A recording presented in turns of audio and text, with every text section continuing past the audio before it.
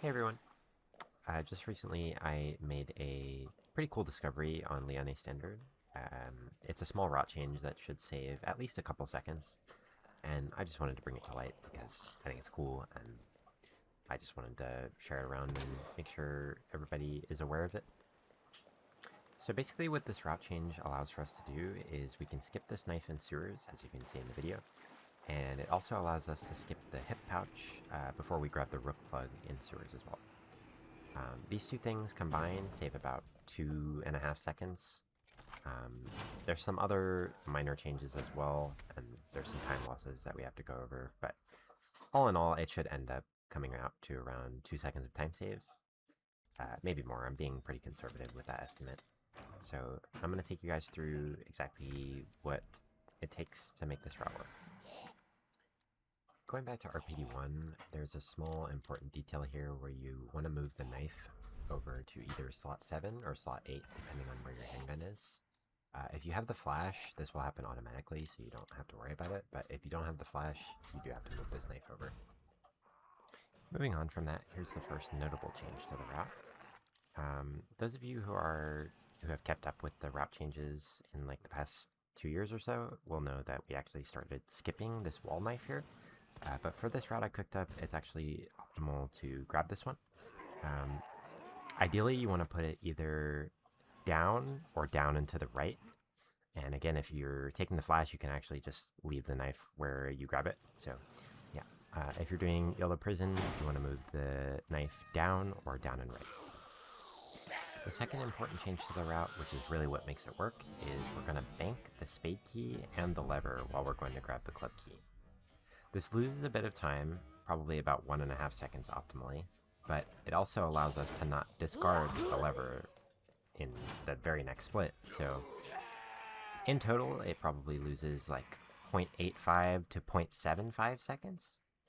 But yeah, banking the spade key here is what allows for us to skip the pouch later on. Assuming you have banked the spade key earlier on, we can just totally skip this knife here in sewers. Heading to pick up the rook now, your inventory should look a bit like mine, barring the infinite knife and different knife health that I have. Assuming we have this inventory set up, we can just totally skip the pouch here and put the rook in SD. So going beyond the rook here, the rest of sewers is completely identical, except for G2. G2 is quite a bit more complicated because we have our 300 durability knife and we also have the wall knife, which is 780. These two knives together, in my experience, have not been enough to get G2 below 50% health. So I've always had to do an extra slash with the full durability knife. This does make G2 quite a bit more complicated, like I said, because we have the extra time loss of breaking both knives. So being very, very good with your slashes is hugely important. It was always important, but now it's just a little bit more important. And if you have a few extra handgun shots to pop G2 with, it can help a lot with getting him below the HP threshold. But obviously it's an auto-scroller fight, so we're not actually losing time. It just makes the fight a little harder.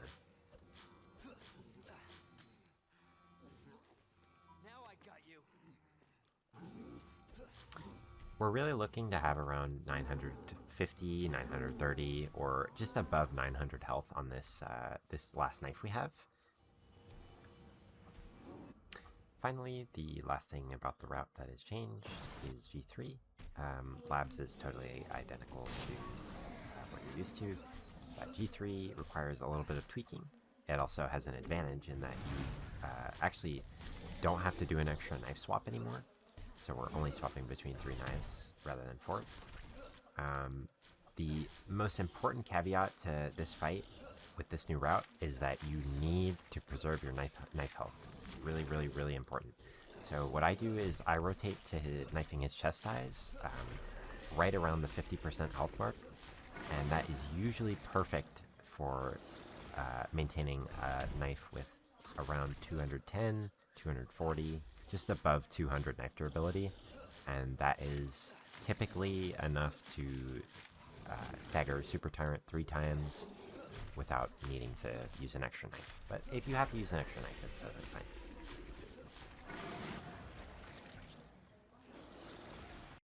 All right, so here's a quick breakdown of the time loss and the time saves for this new route.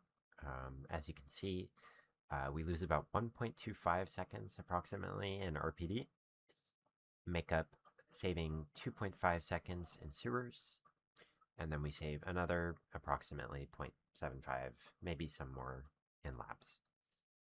This is just an approximation. It's not exact at all, but generally you can see that there is around 2 seconds of time save with this route. So yeah, it's actually pretty exciting to see this big of a time save this late into the game's life. Yeah, I hope you all find this useful, and I hope you're able to make use of the new route. Thanks for watching.